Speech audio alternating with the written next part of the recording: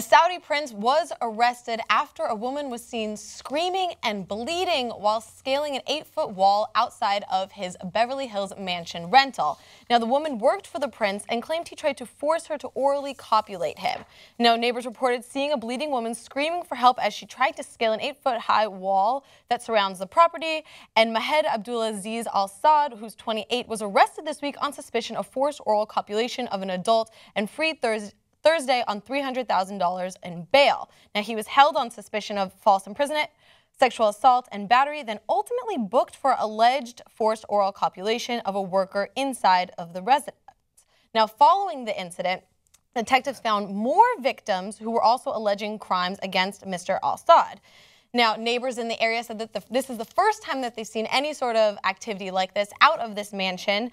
This mansion goes for $37 million, and it's in a gated community here in Beverly Hills. And a neighbor said various foreign nationals have been renting out the property for weeks at a time over the last year, but that the biggest incident up to Wednesday had only been a raucous party or two. Now, obviously, following the issue with the Qatari princes last week who were racing around Beverly Hills, the issue of diplomatic immunity has arisen, and police determined that Al-Saud does not have immunity in this case.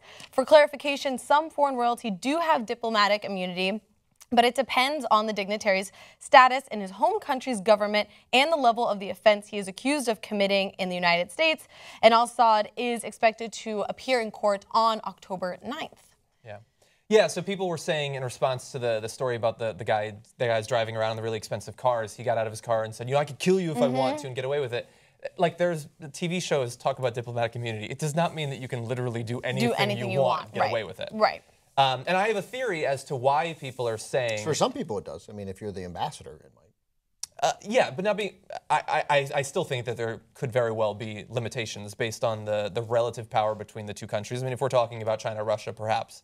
If it's a very small country, I think that we would probably do something about it. Like Saudi Arabia, a country that we're drawing the line with them constantly, John. We're always saying, hey, no more.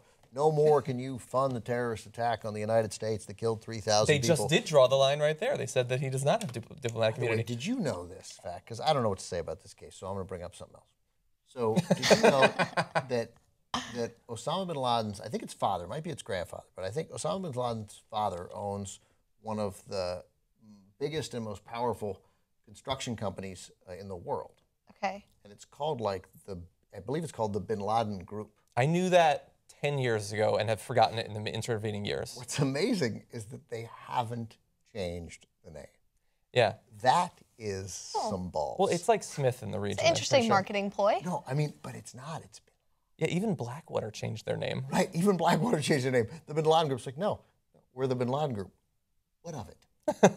Like that's who the Saudi. That's how. And when you're part of the Saudi royal family, when you're a Saudi prince, you think you don't have to change the name of your construction company, and I imagine you may think that you can have your way with your staff, but only because that is the policy in Saudi Arabia. Just alleged. So we'll I suppose follow this case. Although that sounds like the kind of thing I used to say on local news when we're not going to follow. Yeah. Really fast. Yeah. We don't. He's only been renting it for a little while or whatever. But they say, you know, we've never seen any other crime in there. There's an 8-foot wall. Of course you're not going to see any other crime. Doesn't it seem, I understand that some celebrities need big walls to defend themselves against stalkers and stuff like that. But when you are living in something that is literally a compound, that does seem questionable to me. Yeah, also all the local news reports that kind of interviewing the people who live in the surrounding area, all of them are like, I can't believe something like this would happen in this area. I'm like, a lot more shit happens in this area that you're not, kind of privy to. And that kind of pisses me off when people say, I can't believe something would happen in like a rich neighborhood. Like shit happens. That a rich person would break the law. A rich person would do something awful. Like yes, rich people do shit too. Also, like I haven't noticed any other problems before. Yeah, well, okay, he never murdered anyone before. I've known OJ for years. He never killed any other people.